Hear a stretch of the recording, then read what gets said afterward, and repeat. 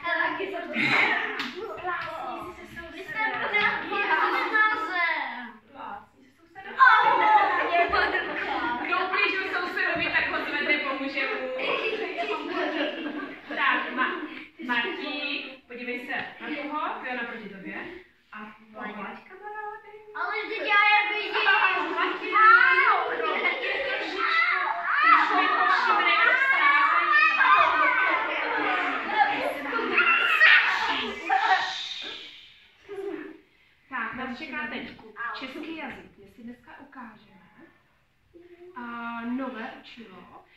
Vy už jste si určitě všimli, že na tabuli máme obrázky. Maxi. Přišel někdo na to, co mají ty obrázky společného? Saši? Jo, třeba když tam třeba je hamburger, tak vypíšte.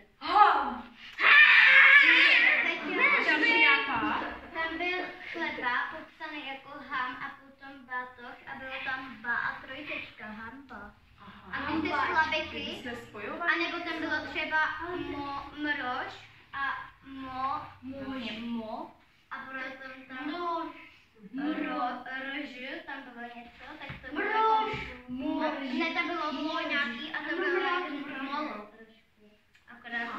Kdo si vůbec nevšiml, že bylo něco na tabuli? Molo. Kdo si vůbec nevšiml obrázku? Pojďme se na ně ještě jednou podívat. A pojďte, klidně můžete si sednout na místečko a popřemýšlet, co ty obrázky mají společného.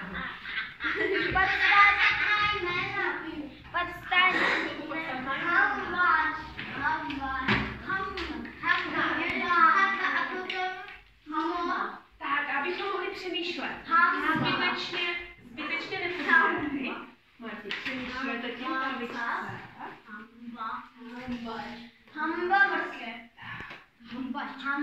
Izabelka má nějaký nápad?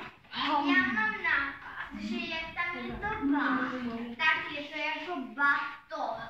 Aha, jo, tak jsou občas nápovědy, když jsem si nebyla jistá, jestli poznáte, co to je nápověda. Hambač, mrož, bahám. Aha, co to může být? Mrož, hamba. Tak pojďme si jenom říct, co tady máme. Mrož, loď, medvěd, Maxiku. Výborně, máš žlutý zobáček, kos je to, ne? Jako hamba se to jí, to je jako pomůcka pro vás, chleba. Poznali byste to do stolu, to je chleba? Jo. Nebo sír. Jsem se bála, že to nepoznám. Nebo sír, Sír, takže tam dám chleba. Sír, bač. Chleba. Ne, to je zub. Výborně, zub. Batoh. Bata mám proto, abyste si nemysleli, že to je aktovka. Batoh, to je. Je to důležité, že to je batoh a ne aktovka, jo? Batoh. Ocas. Trošku jinak. Zeď. Jo? Není to ani cihla, ale je to zeď. Třeba z cihel. Tak co mají slova společné? Mrož. Medvěd. Zavři na chvilinku očka a představ si ta slova napsaná. Mrož, loď, medvěd, mrkev, kos, chléb, zub, batoh, ocas, zeď. Že se píšou jinak, než je slyšíme, protože třeba chléb, tak se to píše chléb, ale chléb. Super. Chleba. Ještě u něčeho jste nechci jistít, jak to napsat. Zuba. Ocasek. Ocas. Ocas. Ocas koně. Ocas. Aha. Co nevíme z toho chleba? Chleb. Co byste neviděli, jak to napsat? Chleb. Na konci. že? Chleb. Jestli byl nebo byl. Obojené. Co třeba mrkev? Mrkev. Mrkev se to píše a mrkev se to píše. Ajajaj. Aha. Co třeba mrož? Mrož. Loď. Zeď. My tady máme slova, u kterých si nejsme úplně jistí, co se píše na konci. Ta slova mají to společného, že si nejsme jistí, co se píše. Já jsem píše na ty linky, ty písmenka, kterýma se to píše. Tak. A kterýma se to píše ty na konci a potom tam zjistíme nějakou tému. Tak, dneska na konci hodiny už si budete přesně jistí, jak zjistit, co se píše na konci slov, tady těch podivných. Už jsme zjistili během diktátu, že některá slova se jinak A tam píší napíšeme mrož. a jinak vyslovují, Mariánko.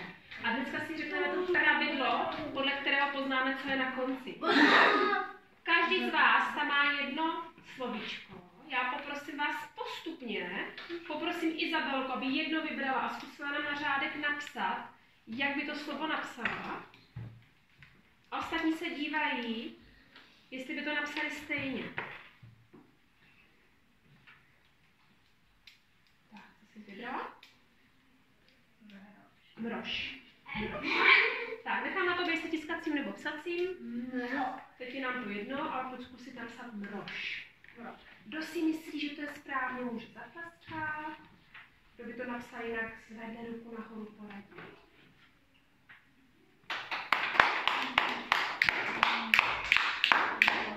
Výborně, mrož je správně.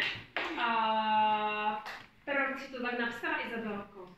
Tak jako, jen tak ti to napadlo, anebo máš nějakou pomůcku? Já pomůcku, že vždycky si řeknu, jako mroži, ale když mám mroši, tak to nepasuje. Slyšeli jste to? To bylo v Moudro. té učebnici. Slyšeli jste to? Já to moudro? taky vím. Mroši. Já to taky vím. Učebnice. Mroši. Řeknu si dva mroži. A tam uslyším, co tam doopravdy patří. Mroži nebo mroši? Mroši. Jo? Výborně. Tak, Vládíku, vyber další slovo. Mrkve. Zase.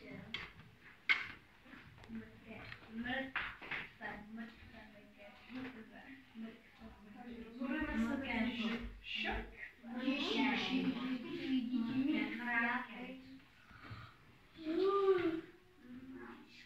se, že co to je? Pozor, není to pták? Kos, jo? Ale kos. Koza. Bacha, jo? Aby to pořád, by tam byl ten ptáček. Tak, co vy na to? Jo. Tak, bezva. Vládíku, jak jsi na to přišel? Kosové. Tahle není. Protože kozové. Kos. Jeden kos a dva Kosy. kosy nebo kosové, Kozy. asi ne. Kozy. Bacha, kozy už je jiný zvíře. No. Takže buď dva, anebo ho zmenší a udělám z něho malinké miminko, nebo malinkého Kosíka. Kosíček. Buď chcete dva, anebo schrnu maličký kosík. Jo, to jsou ty pomůcky. Jsou dva, anebo ho zmenší, malinký kosík, ne kozík, ale kosík. Výborně. Tak, Saši?